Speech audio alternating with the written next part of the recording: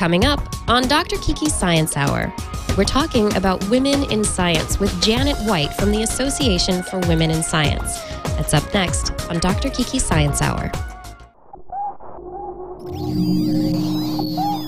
Netcasts you love. From people you trust. This is Twit.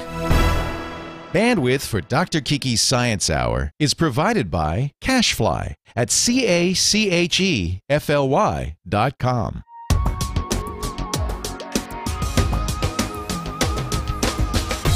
This is Dr. Kiki's Science Hour, episode number 39 for Monday, March 29th, 2010, celebrating women.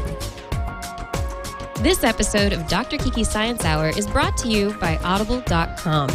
To download a free audiobook of your choice, go to audiblepodcast.com/Kiki.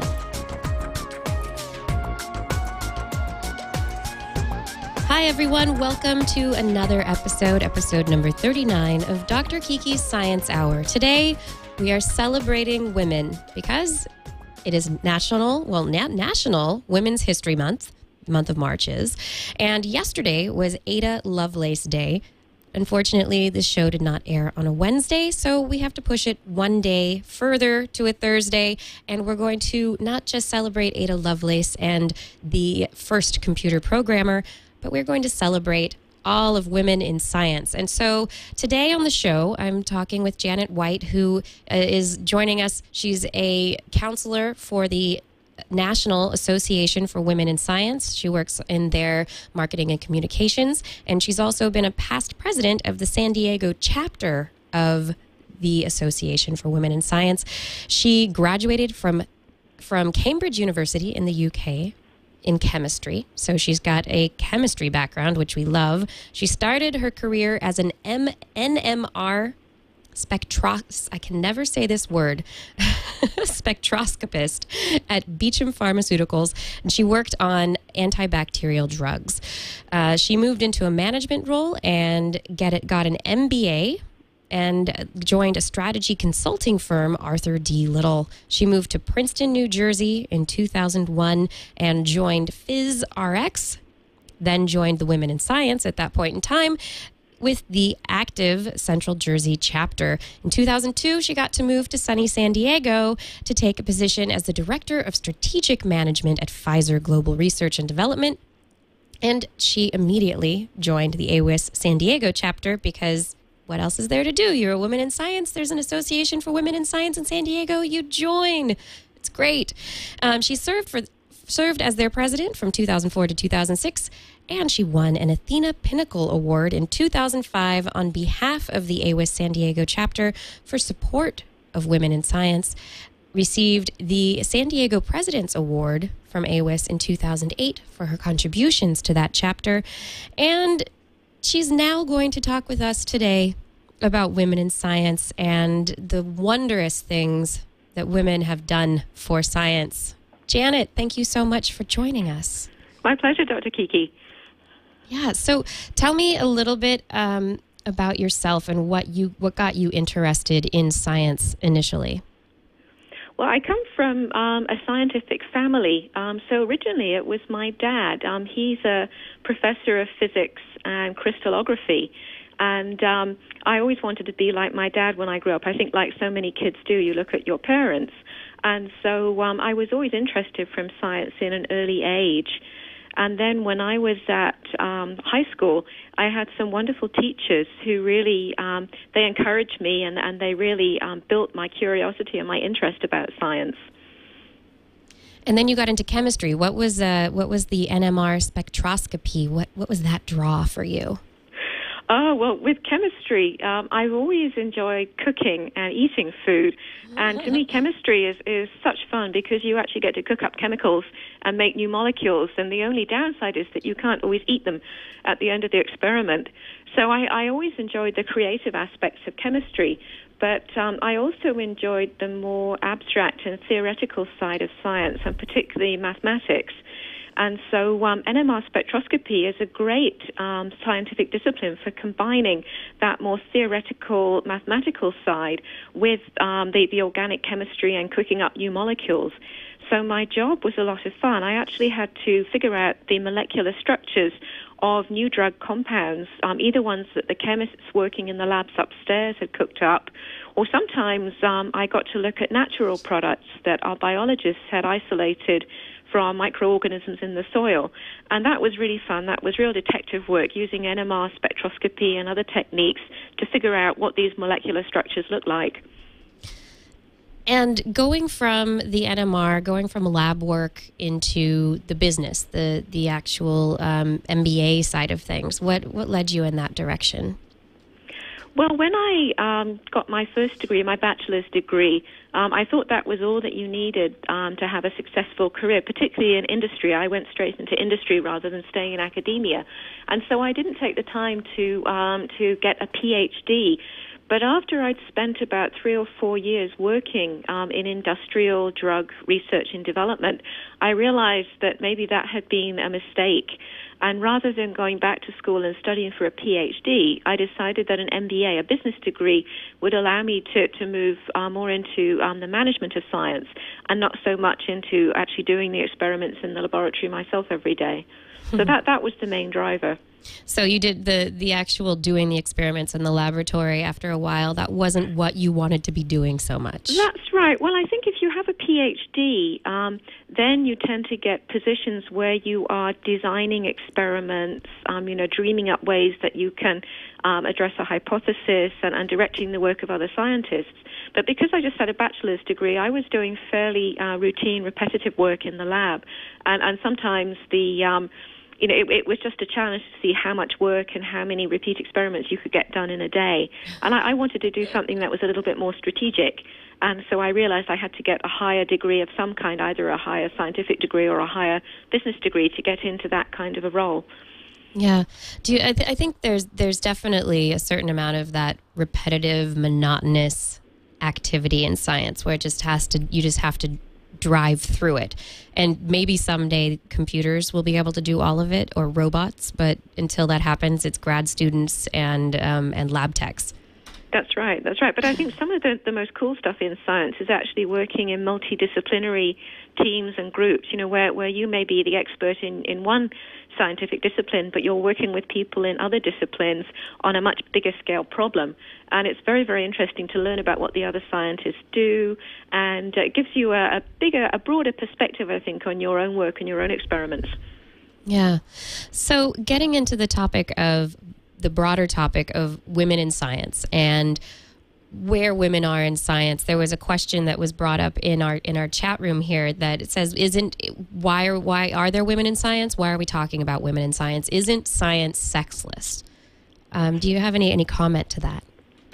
Well, it's interesting. There was a report, a study done by the American Association of University Women that was reported on in the New York Times on Monday this week. And the actual title of the report is "Why So Few?" And it looks at, why there are so few women in senior positions, in professor, in tenured faculty positions within science, technology, engineering, and mathematics. So I think if you look at the statistics now, in terms of bachelor's degrees, undergraduate degrees, the numbers of women and men obtaining bachelor's degrees in science are almost equal. And in some areas like biology and chemistry, there are actually slightly more women who are getting bachelor's degrees. Then when you look at PhD degrees, it's still pretty good, and maybe as many as 1/3 of PhD degrees in science are won by women. But then when you start to look at scientific faculty, the numbers are much smaller. And so, for example, the American Chemical Society does an annual survey of the percentage of women in chemistry faculty, and currently in the U.S. it's only 17% of chemistry faculty members at American universities are women.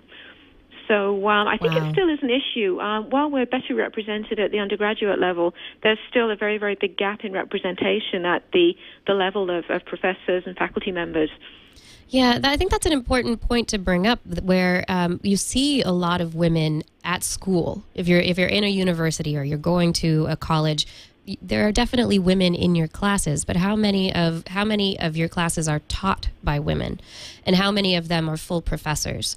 There's a point between graduate school and actually going into some kind of a career in the sciences that the numbers seem to drop, and there are probably a number of reasons why that happens. I just wonder how much of it has to do with role models and women actually seeing other women in those positions of responsibility. I think there's quite a lot of that. I mean, from my point of view, there are two big factors that come into play, and one of them, as you say, is role models. And I like to think of it as a lack of self-confidence. That there have been a lot of studies done with women and girls of different ages, and often we find that stereotyping of women, the expectation that they'll be less able at science than men actually leads them to perform less well. But if you do controlled experiments where you give different, you present different stereotypes to groups of women, they'll actually perform differently in math tests depending on what the expectation has been set. So I think a lot of it is about self-confidence, about having role models and mentors, and having confidence in women's abilities in science. But the other big thing, I think, is about the nature of work for many scientists in both academia and industry, and that's challenges over work-life balance. Science is a demanding job, and often if you're in the lab, it can demand very, very long hours. If you're in industry, it can also involve long hours, lots of travel, lots of meetings. And many women find that it's just too difficult to juggle their work-life balance. And so they tend to drop off the tenure track and maybe try and take a position that allows them to have a better balanced life. And I think it applies not just to women that have children and families, but I don't have children. I have a husband, Right. and I have a lot of interest outside work. And I think work-life balance is a concern to many women and to men also working in scientific fields. Yeah, well, having a family definitely is it's a team effort. If you are a single parent, it's definitely a difficult thing to do, and what you're able to do with your career if you're raising a family, those are definite considerations that must be taken. I'm just thinking about my own graduate school experience and who I saw and what women around me in the professorial roles at the university seemed to be doing. And there was one woman who was moving up in her department who had children. She had just gone straight through. Husband, children, degrees, just worked straight through, and she definitely had put her work and her time in to be able to get to where she was. Another woman had taken time until her 30s, 40s, raised her kids, and then gone back to school, bachelor's, PhD, and gotten a full professorship. And so by the time I met her, she was in her late 50s, but she started her career much later after she'd raised the family, and that was how she solved that problem. And then the large number of women who were my mentors didn't have families. It's very interesting, actually. We had the board of the Association for Women in Science came and presented a panel discussion at a local conference in San Diego a few years ago, and it was very interesting. These are all very, very successful, accomplished women scientists, and only a minority had children. Many of them had chosen not to have children, or some of them, the ones who said that they had the best option were ones who'd married a spouse who had an existing family of older children. So they had all the fun of a family and kids without having that early stage of raising the little ones. Yeah. So those are the ones who said that they really felt they got the best of both worlds, an instant family, but not the issues of childcare in those early years. Yeah, that's definitely the consideration are those early years. But many women have done great things, whether or not they've had families in the sciences. Janet, do you have any picks for who you think have been some of the most significant female figures in science? Wow, that's a good question. I mean, obviously, you mentioned at the beginning of the show that we've been celebrating Ada Lovelace Day. Yes. And she was quite amazing. She was extremely talented at mathematics. And I was reading a little bit about her online, and I hadn't realized she was actually the daughter of Lord Byron, the famous poet. And then she did a lot of her work alongside Charles Babbage.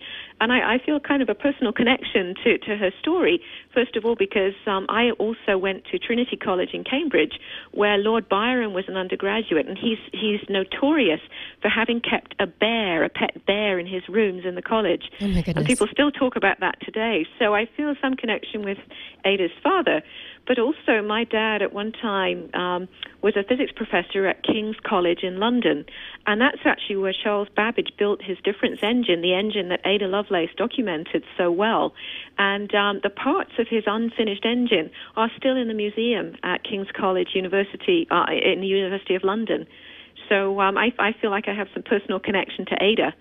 But she was really a remarkable person. After her mathematical work, she went on to marry a British nobleman and went on to have a family. But she was quite a remarkable woman for her day. And then I think one of my personal favorites is Rosalind Franklin. Once again, personal connections. I mentioned my father's a crystallographer, and this is what Rosalind Franklin's expertise was. And also, there's been a lot of discussion since her untimely death, how she was unfairly passed over for the Nobel Prize with Crick and Watson for the discovery of DNA. And I have to say, I always have a soft spot for the underdog.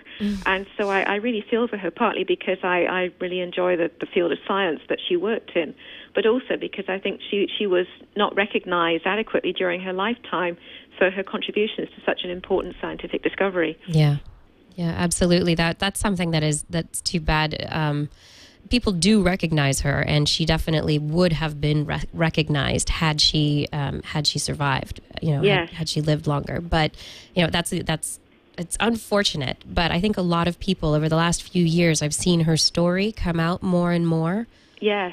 So I feel as though people are really trying to take the story and tell the story of the work that she did and the influence that she had on determining the structure of DNA. That's right. And actually, I read a wonderful book. It's a biography of Rosalind Franklin called The Dark Lady of DNA by Brenda Maddox. And great. If anyone is interested in learning more about her life story and her work, it really is a great book. I think it presents a very balanced story about her as a person as well as about her scientific research. Yeah. Did you have any other beyond Rosalind and Ada Lovelace? Oh my goodness, there are so many. I know. If we keep on the crystallographer theme, there was another very distinguished woman crystallographer, Dorothy Crowfoot Hodgkin. And Dorothy Hodgkin, I believe, was involved in elucidating the crystal structure of insulin, which is a really important hormone. And once again, my husband has diabetes, and he doesn't take insulin yet, but I feel a great debt of gratitude to scientists like Dorothy Hodgkin, who were able to elucidate the structure of this molecule, and that's really helping us, I think, today in understanding how to treat the disease. Also, she had some connection. I remember she was still alive when I was young, and so I did meet her when I was very young. I think she visited Bristol University, so it's nice to have that personal connection. Then we've had, I think in recent years, there have been an increasing number of women scientists who are winning Nobel Prizes. And there are some of them based here on the West Coast. One I'd like to mention is Linda Buck. Linda Buck won a Nobel Prize in 2004. And her work is actually understanding our sense of smell, our olfactory sense, which is really intriguing. And then, of course, in 2009, another Nobel Prize was shared by Elizabeth Blackburn and Carol Greider. And Carol Greider is based here in University of California, San Diego. So it's really great to see more and more women scientists sharing recognition in the Nobel Prize, which, of course, is the ultimate accolade for a scientist. And then if you go on to other sectors, I'm really encouraged to see how many women scientists are now heading up major universities in the U.S. So Shirley Tillman is a great example. She's currently the president of Princeton University, and she's been in that position since 2001. And Shirley Tillman is a chemist. That's her background. And then we have another very distinguished woman chemist, Mary Ann Fox, who is currently chancellor of the University of California, San Diego. And Mary Ann Fox is also a chemist, and she's very active in the local American Chemical Society, so it's always fun to go and listen to her presenting on her work. And then also, if you look at the senior scientific positions in the government at the moment, AWIS has been really encouraged to see some women scientists elected to some of the top positions. Yeah. So we have Dr. Margaret Hamburg, who's now the commissioner of the FDA. That's a hugely influential role, especially for my industry, the pharmaceutical industry. And it's really great to see a woman in the top position. And also for NOAA, the National Oceanic and Atmospheric Administration, Dr. Jane Lubchenco was sworn in as the director of NOAA in about a year ago. So it's very, very encouraging to see women in influential positions in our universities and also in our government scientific agencies. And of course, there are many, many women who've had senior positions in industry as well. If you think about Carly Fiorina and Hewlett-Packard, there have been other women in very senior positions in pharma companies. But I think that's been a little bit more difficult, and we have seen many of those women occupy the top spot for a while, but then step down. And it's interesting, I think, to explore some of the reasons why that's happening. Yeah, what do you think some of the reasons might be? I think that's why these changes. I think it's very interesting, and sometimes it may come down to management style, and it's not many women make it through the glass ceiling to reach the top of corporations, and I think sometimes they have to adopt a very aggressive and assertive style to do that. But then once they're at the top, it's almost held against them. And I don't know if you've ever read studies, but quite often a man who's called assertive is praised, but a woman who's called assertive is called a bitch. Exactly. And it's that kind of bitch syndrome, I think. It's necessary for women to get through the glass ceiling that way, but then it doesn't necessarily, it's not received so well once they get to the top. And if you look at many of the women who are now chief executives of corporations, quite often they've been the founder of the corporation, so they haven't had to fight to get to the top, and they've established quite a different kind of culture, a more, I would say, feminine culture, where they can be themselves without having to put on this very assertive and aggressive approach, and that often works much, much better, I think, with the managers and the employees in the company. And so note to self, start my own company. I think so. And many of the senior successful women who've been opting out of big corporate careers have gone on to found their own companies and be very, very successful. Yeah. Do you think this goes as well for women who do get their own labs in academia? So not the corporate route, but going into academia. Once you get a job and you start your own lab, I mean, that's almost the same as starting a small company. It is, and I just read a newly published biography by Nina Schwartz, who was one of the founding members of AWIS. She's a very distinguished reproductive biologist, and her biography is actually entitled A Lab of My Own. And she describes in the book, the wonderful feeling of actually getting her own lab and being able to do things her way and to create a much more supportive culture where she could mentor other women. There's also an interesting theory coming back to the relatively low representation of women as professors and faculty members. It's a critical mass hypothesis, and basically the hypothesis goes that if you can get more than 15% of women in any particular organization, then you have enough of a critical mass that the women will feel comfortable. But if you just have one or two token women and they only represent, say, 5 to 10% of the total, they're never going to actually establish enough of a culture in which they feel comfortable to be able to thrive. Right. So you have to hit some kind of a threshold. And they say 15% is maybe the magic number. And so we'll see if they've actually started implementing this in universities, in companies, in different places to see if this is something that we can look at on a large scale and do an actual analysis to see whether women are whether that number does seem to be the magic number.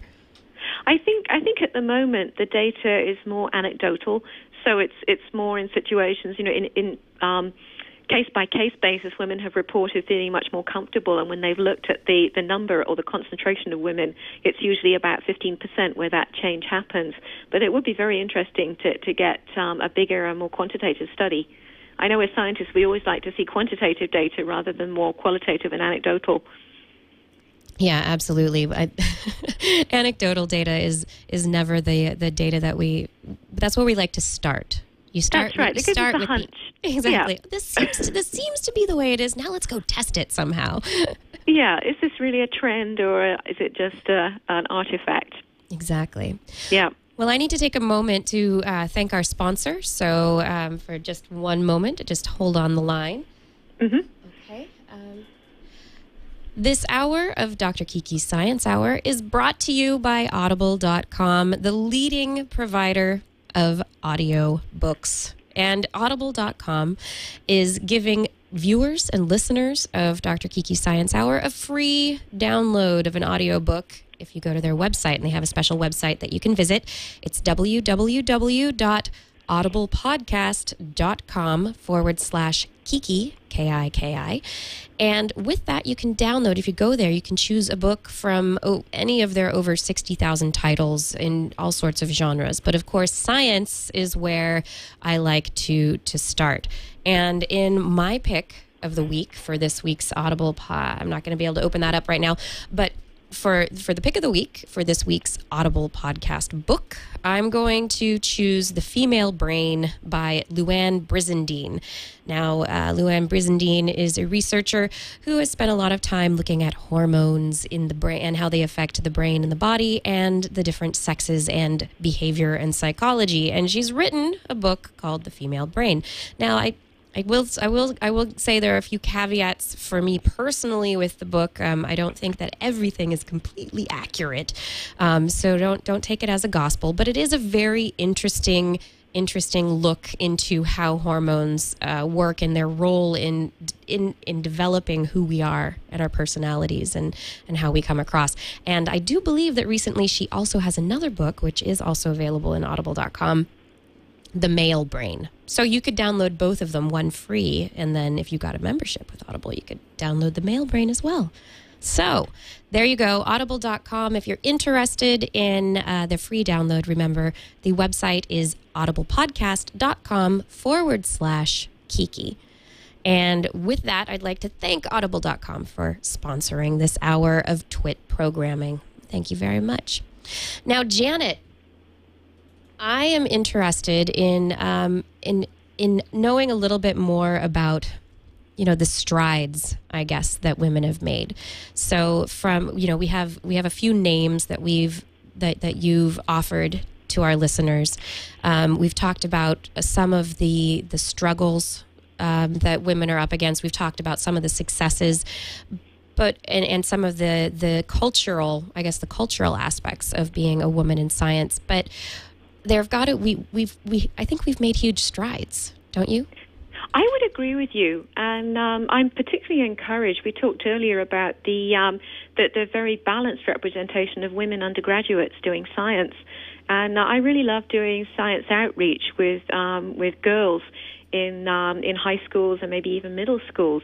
It's really good fun, and I love going out there as a role model, showing them that you can be a scientist and you can still be cool. You don't have to be a geek, and that scientists have fun. And I think the message is really getting through to girls, and we see that girls they're participating in science fairs. They're really keen on science at school. They're going to university and college, and they're taking undergraduate degrees in science. So I would agree with you that we've made some huge strides in that area. And if you look at the proportion of women and girls doing undergraduate science degrees, it's really been climbing steadily over probably the last 20 years or so. And that's a really encouraging sign.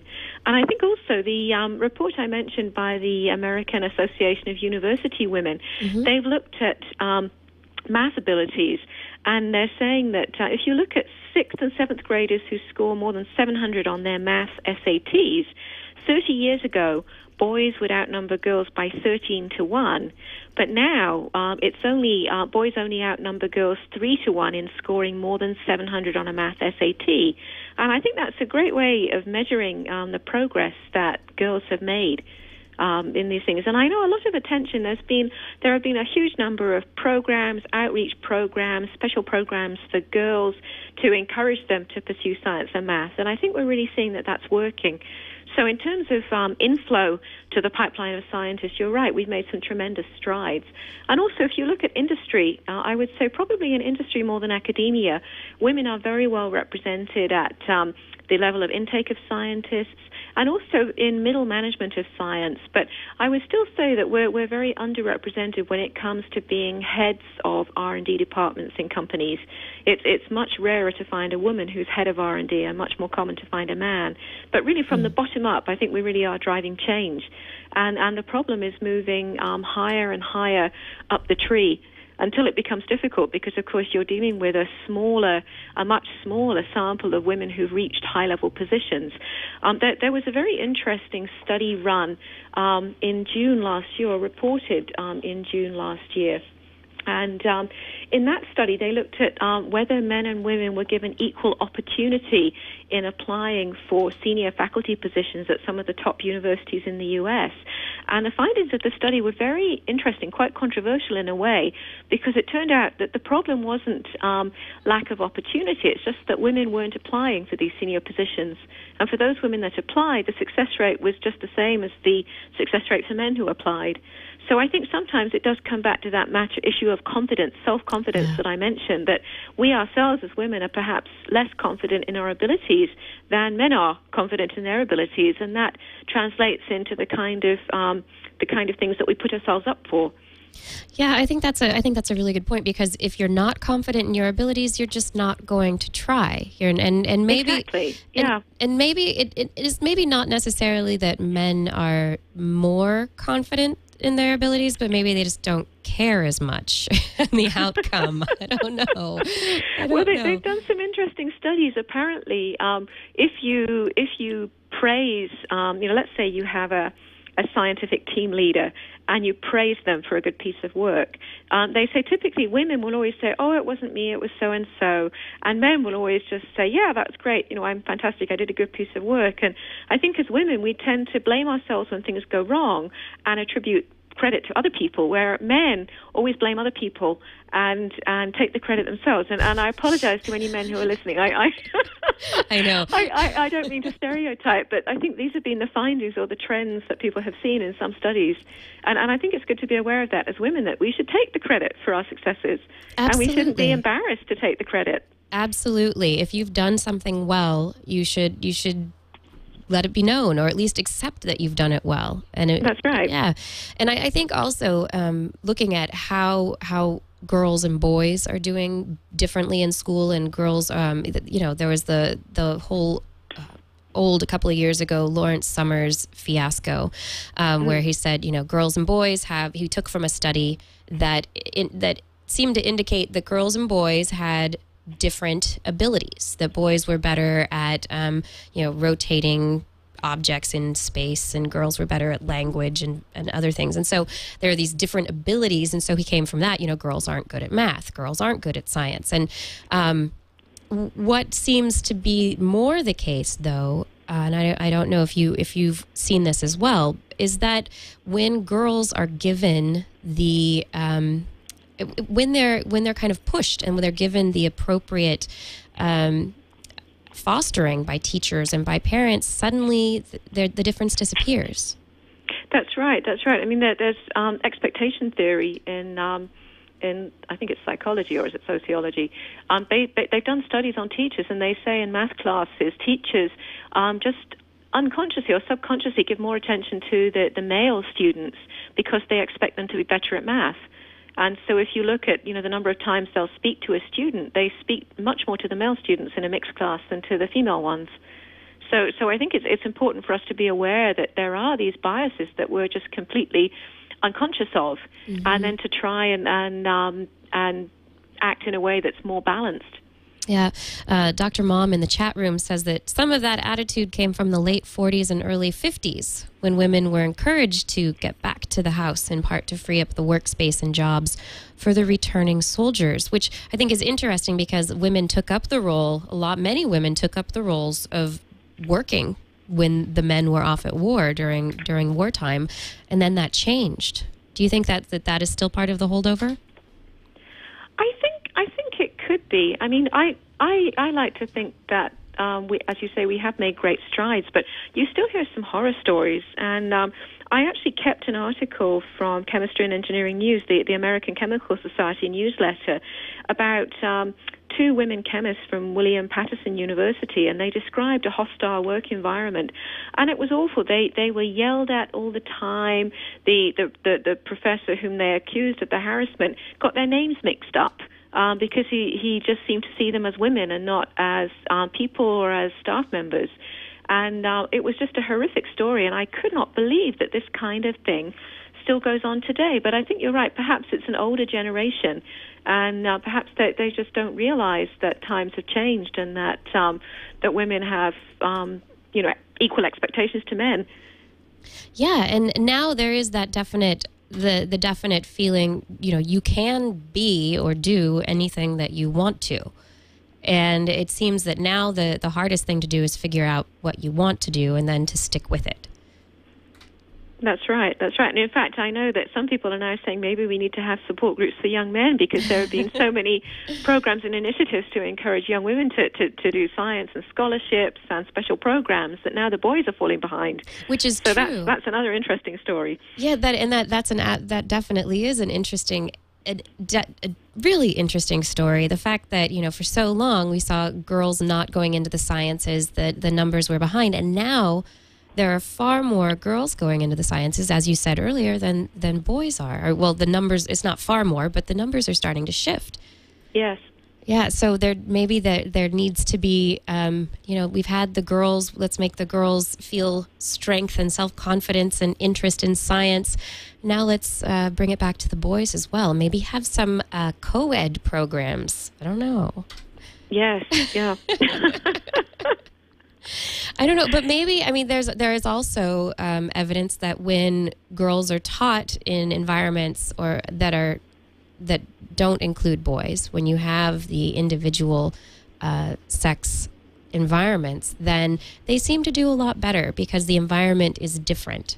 There are classroom experiments that have, or at least observational experiments that have shown that girls do much better in an environment where they're able to sit and talk in small groups and they're able to work together and to cooperate, whereas boys are much more likely to be boisterous and stand up. And here again, the self-confidence aspect may be part of it, but it could also just be, the testosterone versus estrogen. Who knows? Who knows? Yes, I've heard in those studies it's quite sad, because while girls do better in single-sex learning environments, boys actually do better in mixed environments. And so what's good for the girls is actually bad for the boys. So it's really quite a dilemma. And I think it's very difficult to know how to address that. But maybe you can have a mix. You can have co-education, but then you can have special events where you separate. Yeah, I think there's definite room for improvement in all areas. I mean, the educational system in general, we can always change it. It's not set in stone. We can always move things around and shift them to hopefully, the end goal. Right now we're celebrating women in science because it's great to look back and see all the strong women who have gone through environments, who've been through difficult times and places where they've been able to be the only woman in an all-male environment, or they're a housekeeper, or they're an assistant, a secretary, and they're able to get past that and be able to create something scientifically that is added to our knowledge of the world. And it's wonderful to celebrate that. But the end goal is to increase scientific literacy across the board. Absolutely, and I think also it's more than that. It's to really build and strengthen our economy, because science is a great way for driving innovation, and innovation brings growth. And I think the new administration has really recognized that, and they're increasing their funding for science because it is such an important driver of economic growth for the country. We have a lot of catching up to do. China is now, I think, overtaking the United States in terms of the number of scientific publications coming out. Now there are more from Chinese scientists than U.S. scientists, and so it's really important that we encourage, great passion for and investment in science so that we can keep up our national competitiveness. Yeah. Do you have, I don't know, as a representative of the Association for Women in Science, do you see the role of AWIS changing as kind of the political influence changes? That's a great question. And next year in 2011, AWIS will celebrate its 40th birthday.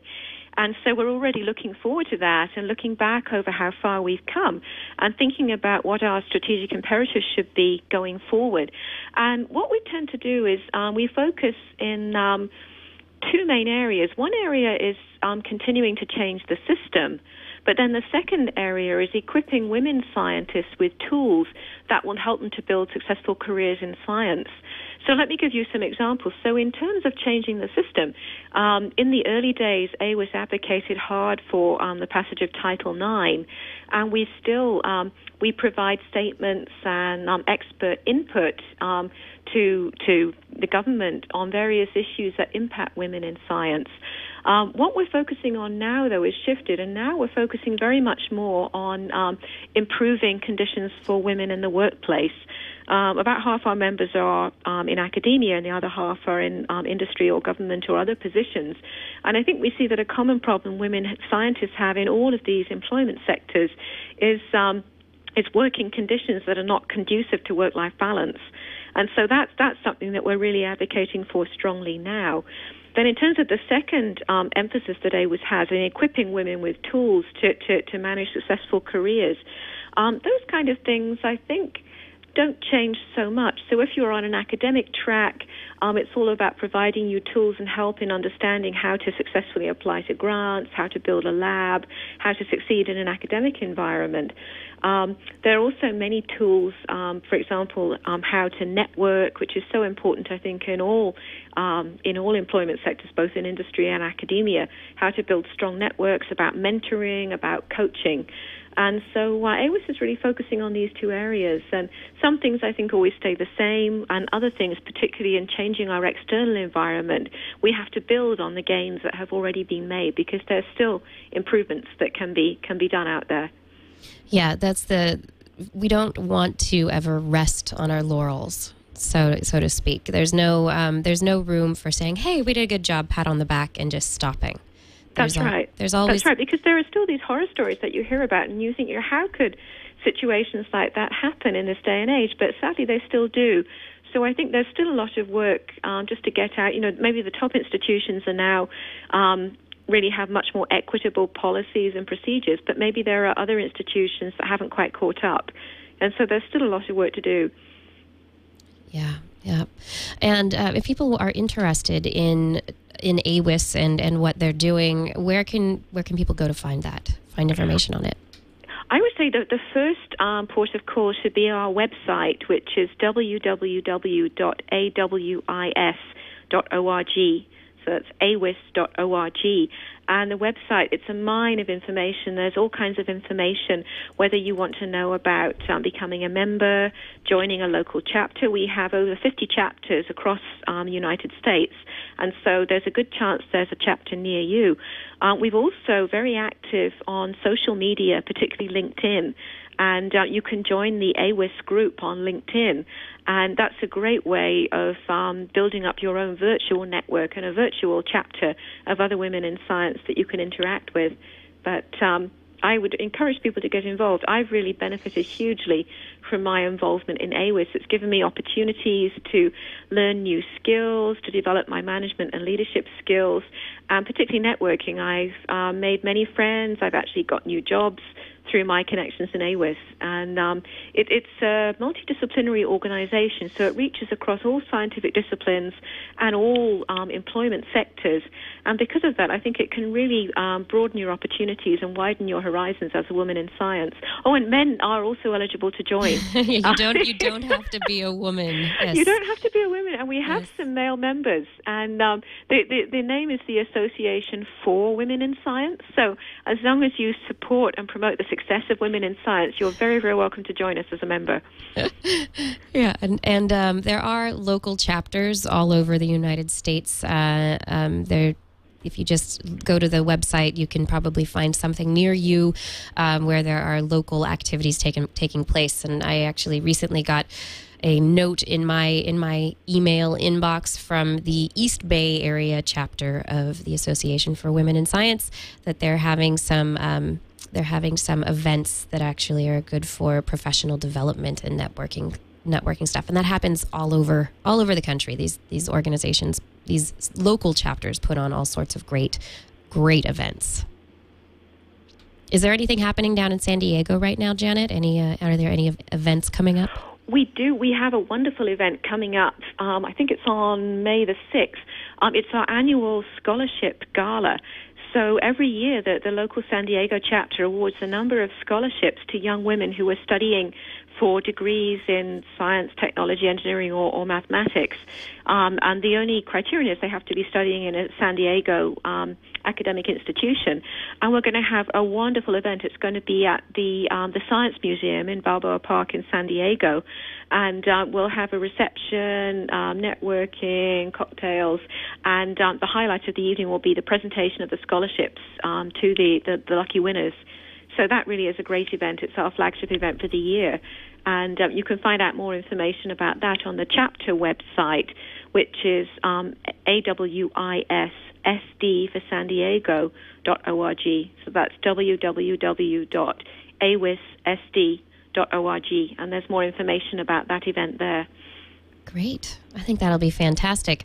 There have been also, getting back to the women in science that we want to celebrate and the reason for celebration today. There have been, let's see if I can get past my email inbox. There it is, everybody. Say hello. I got lots of suggestions from people on who they think would make a woman to celebrate. And Gord McLeod via Buzz said that Jane McGonigal is his suggestion for a woman in science because she actually shocked his design sensibilities to the core with the pure potential of game design, of games, and of gamers to change the world in real and meaningful ways. He'd never thought of game design as any kind of a scientific endeavor until he watched her talk, and there is a video on TED.com of a talk that she gave at a TED conference. That's Jane McGonigal, who is a game designer. Also, Daniel Messer said that Linda Morabito, or whatever she's calling herself these days, should make a good suggestion for a woman in science to celebrate. Linda A. Morabito, according to Wikipedia, also known as Linda Kelly, Linda Heider, and Linda Morabito Meyer, is the astronomer who made the discovery of volcanic activity on Io, a moon of Jupiter, on March 9th, 1979, at NASA's Jet Propulsion Laboratory. And then there were several votes via Twitter. Yesterday, I asked a bunch of people through Twitter who they thought was their favorite scientist, and there were several votes for Marie Curie, or Maria I can't say the middle, Slodowska Curie. It's Polish, and I completely mispronounced it, I'm sure. Ellen Sar says radioactive Polish physicist trumps all. And again, also Rosalind Franklin got several votes.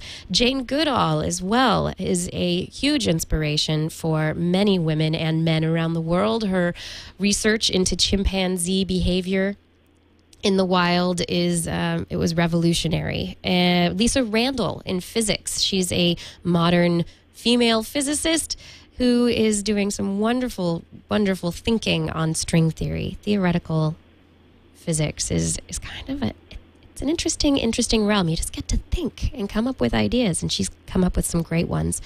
Some other suggestions: Grace Marie Hopper, a naval officer and computer scientist. She set the standards for modern computer programming languages. Donna Lacroix, for her study of the paranormal world around us. Someone else said that their wife was their favorite female scientist out there. Kay Berensmeyer, she studies paleontology and taphonomy. Christian Nuslin Volhard, I don't know who she is. Christiana, probably a wonderful woman in science. Frequently ignored and sometimes trivialized, Mileva Marek, scientific workforce behind Albert Einstein's thought process, which I believe is something that maybe there's a story there that needs to be told. David Broadbeck says Sarah Shuttleworth, and after that, Brenda Milner. Sarah Shuttleworth actually was highly influential in my own graduate work, so I'd like to personally also celebrate her, and Brenda Milner for her studies of memory on, I think it was her studies of memory on HM. Ann Druyan, Andrea Ghez, Pamela Gay, Carolyn Porco, and Danica McKellar, Liz Blackburn. Even before the Nobel Prize, she was somebody to celebrate. So as you can see, the list goes on.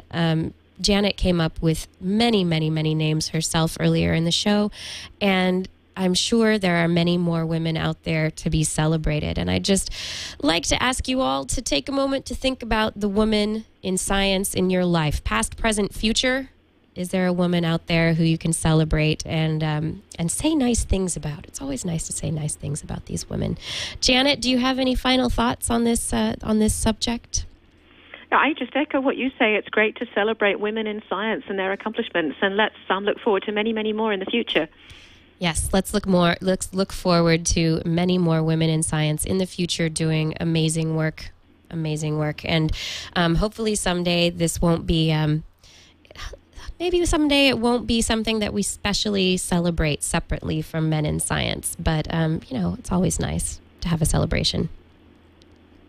So with that, I would like to say thank you, Janet White. Thank you very much for joining me on Dr. Kiki Science Hour today, and for all the information on women in science and the Association for Women in Science, and for celebrating women in science on this date with me today. My pleasure. Thank you. Thank you. Have a wonderful evening. Bye-bye. Bye. And that was Janet White from the Association for Women in Science. And I'm Dr. Kiki, and I believe this is getting me to the end of my show, the 39th episode of Dr. Kiki Science Hour. Next week, I promised last week that it was going to be this week, but now this week it's going to be next week. We're talking with Dr. Daniel Everett about life and language in the Amazonian jungle. He's written a book called Don't Sleep, There Are Snakes. And the This Week in Science book club is actually reading the book. It's been the book of the month for the month of March. And March is almost over. At the very end, we're getting into the beginning of April, on April 1st next week. But we're going to be talking with Dr. Everett about the book, about his research experiences, and also about his controversial, maybe not so controversial, but very upending ideas for the field of language research. So I hope that you will join me next week for that interesting conversation. You can find me at kirstensanford.com. You can email me at drkiki@twit.tv. That's drkiki@twit.tv. And where else? You can also find me if you want to download past episodes of this show. You can find me in iTunes in the Twit network, or you can go to twit.tv/Kiki. And you can find me on Twitter at Dr. Kiki. So tweet me later. Is there anything else that I need to say, need to send you to? I don't think so. There's so many places out there. You can Google me. The information is out there. It's all there. And I will see you next week. Thanks for tuning into my Science Hour. All I ask is just 1 hour a week. And really, with just 1 hour a week makes your world a whole lot more interesting. A whole lot. So thanks a lot.